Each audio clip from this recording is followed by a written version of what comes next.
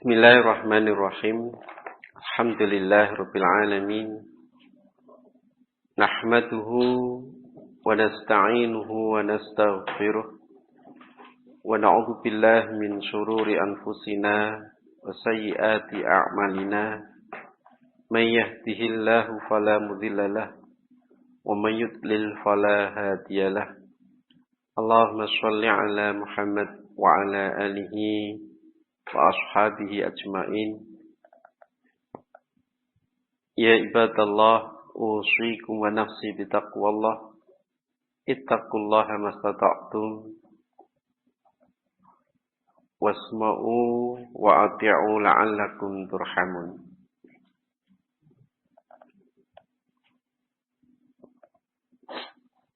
Surat Al-Mulk ini ada riwayat di dalam tafsir Qurtubi ini bahwa man qara'aha, barang siapa yang membaca surat Al-Mulk kulli lailah, tiap malam, lam yadurruhu al-fitan, tidak memadharatinya al-fitan, fitnah, atau terselamatkan dari fitnah. Kita baca a'udzu billahi minasyaitonir rajim. Bismillahirrahmanirrahim.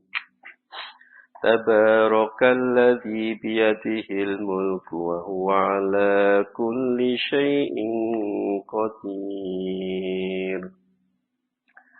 الذي خلق الموت والحياة ليبلوكم أيكم أحسن عملا وهو العزيز الغفور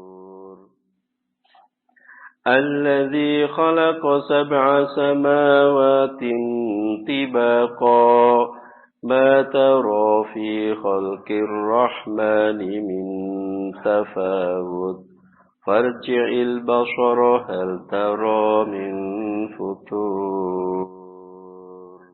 Allah. Tabarakalladzi, dialah Allah zat yang maha pemberi barokah. Alladzi, yang biyadihi, di tangannya, di dalam kekuasaannya, al-mulku, seluruh kerajaan.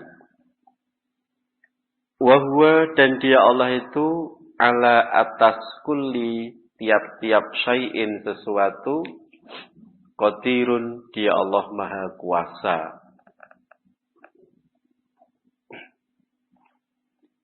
Alladzi, dia Allah zat yang khalaqa, telah menciptakan al-mauta, kematian, wal hayata, dan kehidupan, liyabluwakum, untuk menguji kepada kalian, ayyukum, siapa-siapa di antara kalian, ahsanu amalan, yang paling baik amalnya. Wa huwa, dan dia Allah itu al-aziz, zat yang maha gagah, Al-Ghafur, zat yang maha pengampun. Alladzi, dia Allah zat yang khalaqa, telah menciptakan 7 samawatin, 7 langit, tibaqon, secara bertingkat. Artinya langit itu susunannya ke atas, ya, bertingkat. Ma, tidaklah taro engkau melihat, fi khalqir rahman, di dalam penciptaan ar-rahman itu, min tafawud, dari tafawud, ini di sini diartikan cacat atau kurang.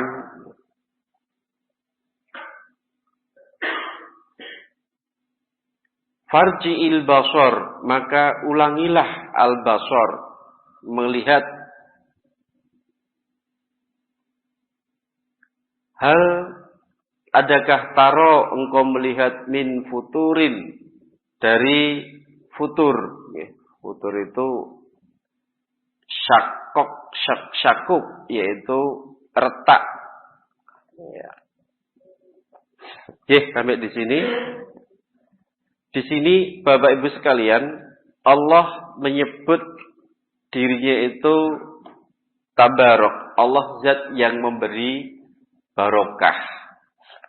Barokah itu secara bahasa artinya ziyadatul khair, bertambahnya kebaikan. Kita banyak mendoakan orang lain atau banyak didoakan oleh orang lain, semoga engkau mendapatkan barokah. Berarti semoga engkau mendapatkan tambahan kebaikan. Ini. Atau kita mendoakan semoga engkau mendapatkan barokah. Berarti tadi semoga kita mendoakan semoga dia mendapatkan banyak kebaikan. Barokah ini tidak mesti banyak. Jadi barokah itu tidak mesti banyak. Banyak tidak berbarokah, ada sedikit tidak berbarokah, tapi ada sedikit tidak berbarokah. Nah, sekarang bagaimana agar hidup kita ini berbarokah? Ya, artinya bagaimana agar hidup kita itu bisa menambah kebaikan terus? Maka di antaranya ya kita tetap berada di dalam cara-caranya Allah. Jadi selama manusia ini tetap berpegang kepada tali-tali Allah, memegang kepada kebenaran syar'i, maka insya Allah hidupnya berbarokah. Kita setiap hari berdoa, Rabbana atina fid dunya hasanah wa fil akhirati hasanah wa qina adzabannar. Di antara maksud atau di antara kebaikan di dunia, ini ulama-ulama tafsir menafsirkan ar-rizqul mubarakah, rezeki yang diberkahi. Jadi rezeki yang diberkahi tidak harus banyak. Ada orang dikasih rezeki yang banyak tapi tidak berbarokah, sehingga rezeki yang banyak itu merasa kurang terus. Weneke nggih kaya ngombe bayu segoro katane gitu nggih. Eneke mu ngelak tok, kurang tok. Lah ini di antaranya penyebabnya mungkin rezekinya tidak berbarokah. Anak loro itu didemok dokter spesialis enggak mari, nggih. Titik-titik ragat, dikit-dikit uang dan sebagainya, ini bisa jadi karena rezeki tidak diberkahi. Kesehatan yang berbarokah, kesehatan yang dengan kesehatan itu bisa menambah kebaikan. Mungkin banyak orang yang sehatnya melebihi kita, tetapi dia kesehatannya tidak diberkahi. Sehat untuk jadi centeng diskotik. Nah, dia sehatnya tidak bermanfaat. Tidak bisa menambah kebaikan. Dikasih kesehatan untuk maksiat. Nah, ini rezeki kesehatannya tidak berbarokah. Kemudian ada juga ad-darul mubarakah, rumah yang diberkahi.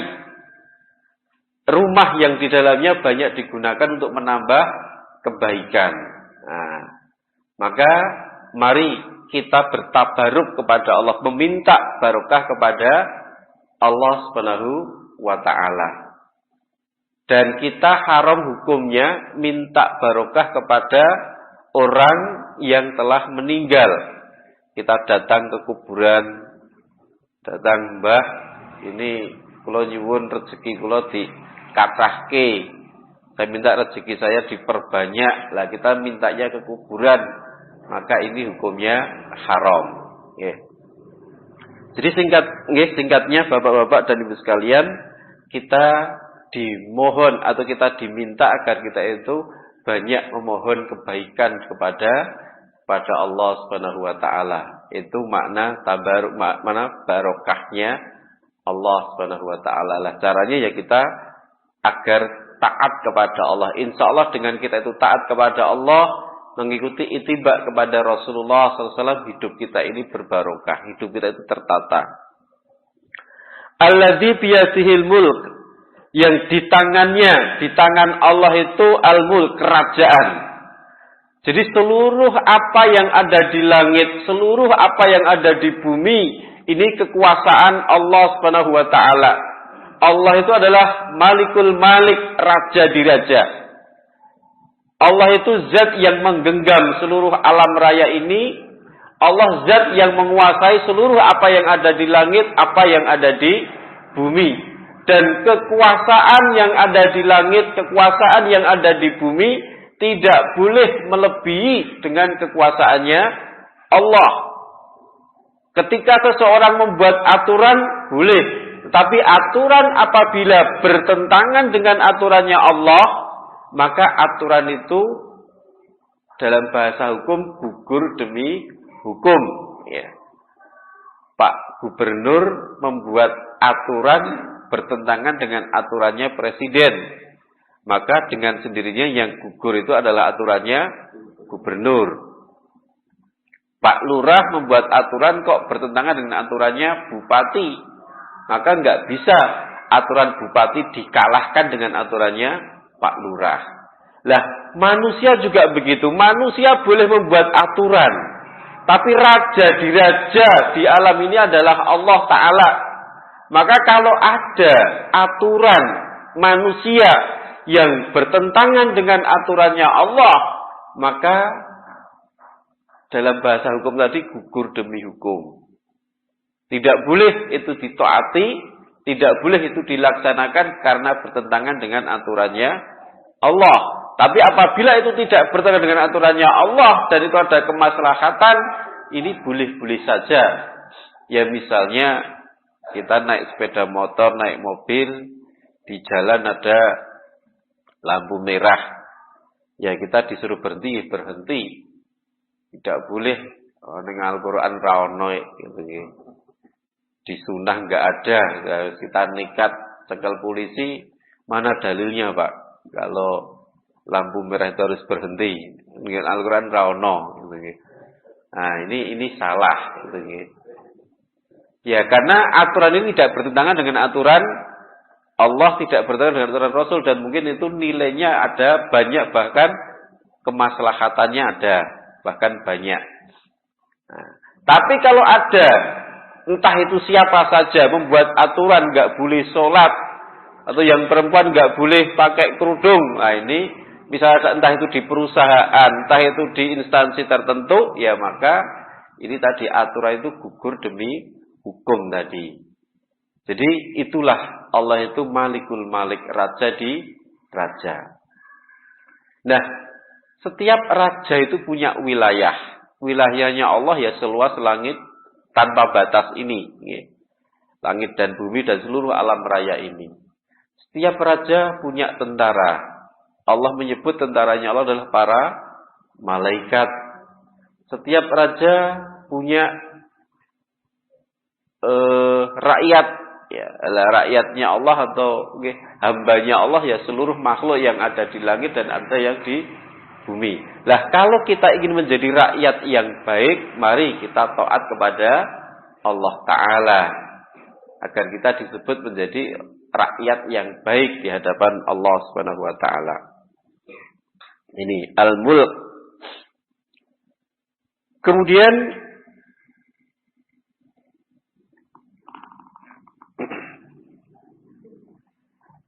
Ibnu Abbas menafsirkan al-mulk itu adalah biyadihil mulku yu'izzu may yasha wa yudhillu may yasha wa yuhyi wa yumit wa yughni wa yufkir wa yu'ti wa yumni'.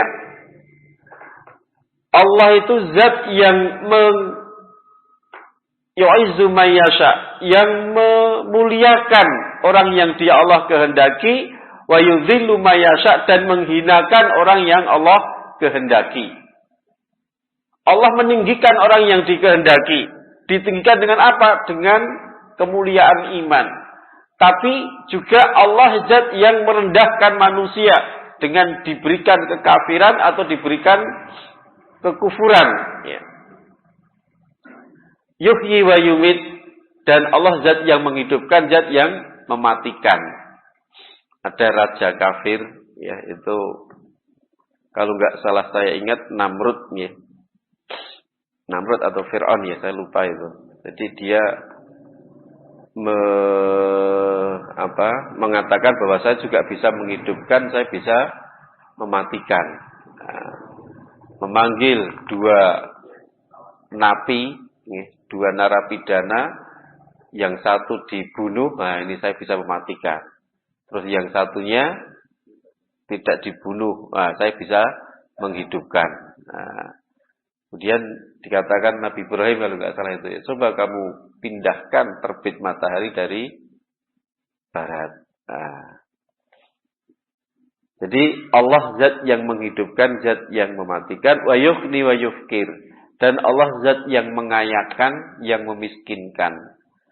Kaya miskin itu tidak bergantung kepada strata pendidikan. Yang S3 mesti sugih atau luwih sugih daripada S2. Belum tentu. S2 luwih sugih daripada S1 belum tentu. Wong ra sekolah luwih melarat daripada wong sekolah juga belum tentu. Rezeki kaya miskin itu yang ngasih adalah Allah, dan itu diberikan kepada siapa yang Allah kehendaki. Ada orang yang diberikan kekayaan, ada orang yang diberikan miskin apa kecukupan. Cukup. Nanti bisa dibuka di surat An-Najm, ya. Allah tidak ngasih kemiskinan, tapi Allah ngasih kecukupan. Jadi ada Allah ngasih di dunia, Allah berikan hidup, mati, laki-laki, perempuan, kemudian menangis, tertawa.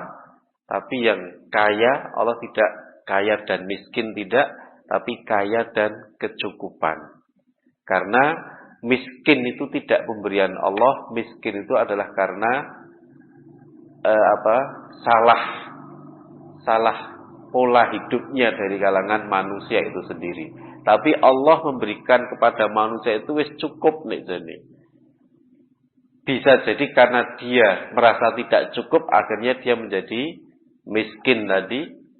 Bisa jadi pola hidup yang salah, didit 5.000 prei, kok mboten kerja Pak, terus didit 10.000, nah gitu, itu pola hidup yang salah. Atau didit 2 yuta sing dilirik rego sing di atas 5 juta, ya akhirnya tombok terus gitu nggih. Nah. Kemudian wa yu'ti wa yumni. Allah juga zat yang memberi, Allah juga zat yang menahan. Yang jatah kita hari ini dapatkan rezeki, maka tidak ada satupun orang yang bisa menahannya. Sebaliknya yang jatah kita hari ini ditahan rezekinya, ya tidak bisa dioyak-oyak ketok-ketok, nggak bisa. Kemudian wa huwa ala kulli syai'in qadir, dan dia Allah itu atas segala sesuatu itu maha kuasa. Segala sesuatu Allah itu maha kuasa. Tidak ada zat yang, tidak ada satupun makhluk yang bisa menentang kekuasaannya Allah Subhanahu wa taala. Walaupun seluruh makhluk ini, manusia, jin, dan seluruh apa yang ada di langit, apa yang ada di bumi, semuanya berkumpul jadi satu, bersekutu jadi satu, untuk mengkudeta Allah, untuk menurunkan kekuasaannya Allah. Allah tidak akan berkurang kekuasaannya sedikit pun. Ini Allah itu maha kuasa, termasuk di dalam mengatur kehidupan kita ini, termasuk di dalam memberikan rezekinya, memberikan ketentuan-ketentuannya kepada kita ini. Maka kewajiban kita, Bapak-bapak, Ibu sekalian, untuk kita ini tunduk, patuh kepada Allah Subhanahu wa taala. Allazi khalaqal mauta. Dia Allah zat yang telah menciptakan kematian wal hayata, dan kehidupan. Ini ditafsirkan penafsiran pertama, khalaqakum lil maut wal hayat. Allah menciptakan kalian itu sebab-sebab kematian dan sebab-sebab kehidupan. Sebab kematian itu banyak sekali. Bahkan kadang-kadang tanpa sebab pun juga Bisa, gitu nggih. Nah, Allah juga bisa menciptakan sebab-sebab kehidupan. Tapi banyak diartikan bahwa al-maut wal hayat ini Allah menciptakan kematian di dunia dan al-hayat di akhirat. Jadi al-maut ini bahwa dunia itu sifatnya fana, mati. Apa yang ada di dunia itu semuanya adalah nanti akan sirna, gitu ya. Wal akhirat, dan untuk di akhirat itu sifatnya adalah hidup. Di akhirat itu sifatnya adalah kekal. Orang yang hidup di neraka juga tetap hidup terus, tidak ada kematian. Orang yang hidup di surga juga tidak ada kematian, kekal semuanya. Sementara di akhirat, di dunia ini semuanya berupa terbatas. Sak penak-penake wong ning donya niku sampun nate ngrasake rekoso. Sak rekoso ning donya paling tidak sedina rong dina dia pernah tersenyum. Nggih, mboten enten kok ning donya niku 70 tahun besengut mawon nesu terus mboten enten. Pasti pernah dia itu merasakan tertawa. Nah, dan gak ada orang sing paling penak ning donya itu guyu terus ora tau susah, itu gak ada. Itu sifatnya dunia itu kayak gitu itu. Dan kalau kita telah lebih lanjut, dunia itu penak ini ketika kita lagi bermimpi. Ketika kita impikan, ketika belum punya motor, di motor ini penak ya. Orang ngepit bendino kesel, itu nggih. Terus luwih cepet dan sebagainya. Ketika sudah punya motor, kok ya biasa ya, gitu nggih. Kadang-kadang keras sempat ngelapi barang. Ya, gitu. Ketika dulu rung di bojo, wah enak di bojo iki ya. Duwe mesin cuci gratis gitu nggih. Nah, Rono mrene nek sing ngeterke yen sing putri nggih. Rono mrene iso gandengan gitu. Bareng di bojo kok ya mumet ya. Nah, jadi dunia itu penake ketika kita impikan. Maka bapak-bapak, agar dunia ini tidak hanya berharga semacam itu, maka di dalam hidup ini, mari setiap kehidupan kita bingkai dalam ibadah. Kita kepengen membeli motor, jangan hanya golek penai. Kita membeli motor itu dalam rangka kita untuk berniatan ibadah. Tinggu ngaji gen cepet, tinggu untuk khidmat, untuk amal soleh biar lebih penak dan sebagainya. Diniatkan ibadah. Nanti kalau kita buka di surat Al-Imran ayat 14, tafsir Ibnu Katsir, tapi tafsirnya nggih. Zuyyina lin-nasi hubbus syahawati minan nisa, dan seterusnya itu Ibnu Katsir menafsirkan bahwa ketika seseorang, di antara penafsirannya nggih, ketika seseorang itu membeli kendaraan itu bisa bernilai 3. Haram, mubah, dan ibadah. Gitu nggih. Ketika kita bernilai ibadah, kapan itu? Ketika kita membeli kendaraan, tujuannya itu untuk ibadah. Tadi, tak tuku kendaraan, biar nanti saya yeneng ngaji lebih cepat, untuk amal soleh lebih cepat, dan sebagainya. Tinggu ngeterke ustad, tinggu ngeterke itu maka ini bernilai ibadah. Kalau bernilai ibadah, kita membeli bensin untuk kendaraan itu untuk ganjaran. Ngelapi kendaraan untuk ganjaran. Kita menserviskan kendaraan dapatkan pahala dan seterusnya. Tapi ada orang yang membeli kendaraan itu tujuannya untuk memperlancar usaha.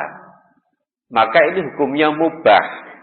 Mubah itu ya ora entuk dosa mboten angsal pahala ini. Tapi ada orang yang membeli kendaraan untuk maksiat, untuk pamer, dimodifikasi nggih. Sedemikian rupa profesor Jepang itu sing ngerancang ngasih sirai botak nggih. Untuk Indonesia dimodifikasi wis disawang ora penak blas 12 ditumpaki nggih. Nah niku profesor ngasih nangis itu nggih mungkin nggih. Iki ning kene sing mikir ngasih sirahe cumleng ning Indonesia terus malam minggu dipamer-pamerkan di jalan-jalan besar. Dinggo sombong-sombongan. Nah, maka kalau orang punya niatan beli kendaraan semacam itu niatan sombong atau keinginan sombong saja, maka dia ngelapi kendaraan untuk dosa itu. Jadi menserviskan dalam rangka itu ya untuk dosa.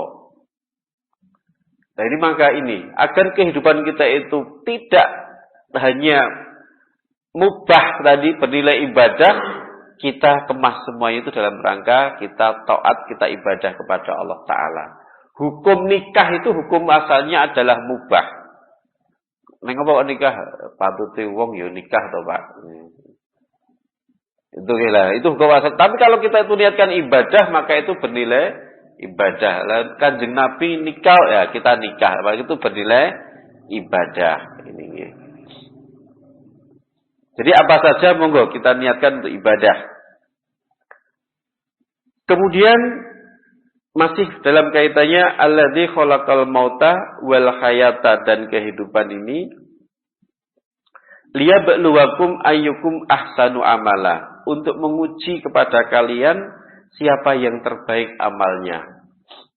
Ibn Abbas menafsirkan kata ahsanu ini diartikan akhlasu, yaitu orang yang paling ikhlas. Itu khalaso isim tahdzilnya akhlasu, paling ikhlas. Kabaro akbaru, paling besar. Nah, ahsanu paling baik amalnya, maksudnya akhlasu amalnya. Karena amal itu terbaik adalah paling ikhlas. Nah ini. Kita mungkin duduk di sini atau orang itu sholat, dijanjikan pahalanya 27 derajat. Semuanya sama, pahalanya 27 derajat. Tetapi bobot 27 derajat itu antara satu orang dengan orang lain mungkin bisa berbeda. Tergantung apa? Tergantung keikhlasannya. Nah ini. Ada 2 truk sama-sama volumenya sama, jenisnya sama, keluaran pabriknya sama. Yang satu membawa pasir, yang satu membawa kapas. Melewati jembatan timbang, maka bisa dipastikan yang lebih berat adalah yang membawa pasir. Nah ini. Lah begitu juga kita sholat, semuanya dapatkan 27 derajat secara berjamaah tadi. Tetapi bobotnya itu nanti yang bisa berbeda.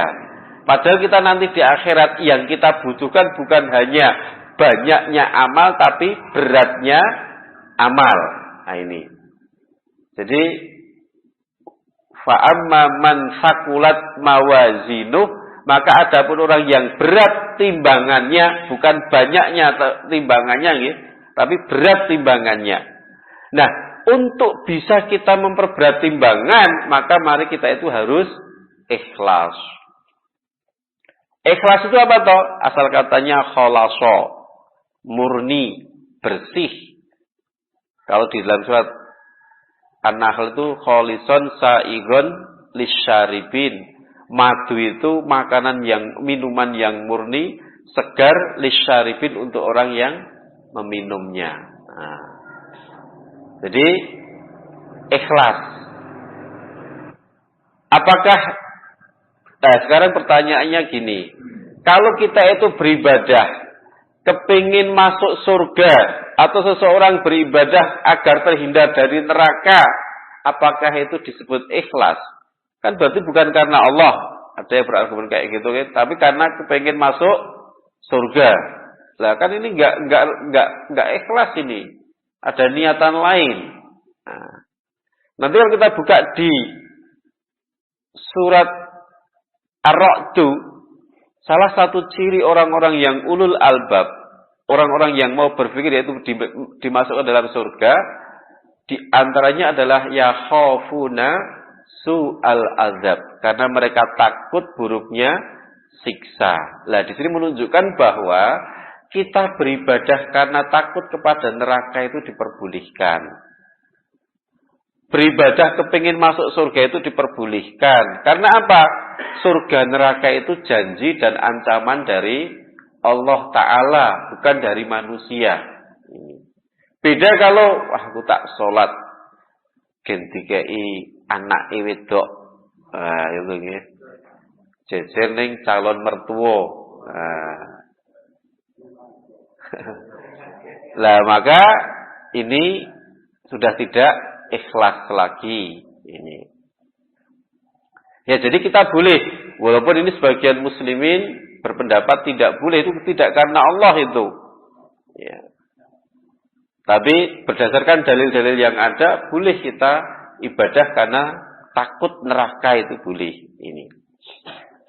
Kemudian yang kedua, bagaimana kalau kita itu dari awal itu ikhlas, kemudian kita dipuji-puji orang, terus kita senang dengan pujian itu, apakah itu merusak ibadah kita? Nanti bisa kita buka di surat Al-Kahfi ayat yang terakhir. Jadi di sana asbabun nuzulnya ada salah satu sahabat datang kepada Rasulullah, ya Rasulullah, saya itu senang sedekah, saya itu senang silaturahim, dan kemudian dengan kesenangan saya ini, saya betul-betul dalam melakukan dua hal itu mengharap keridhaan Allah. Tapi di tengah jalan saya itu banyak dipuji, wah kamu ahli sedekah, kamu senang silaturahim, jadi banyak orang memuji. Fayasiruni, dan saya senang dipuji itu. Maka dengan pujian itu dan saya senang, apakah itu menggugurkan pahala saya? Maka turun surat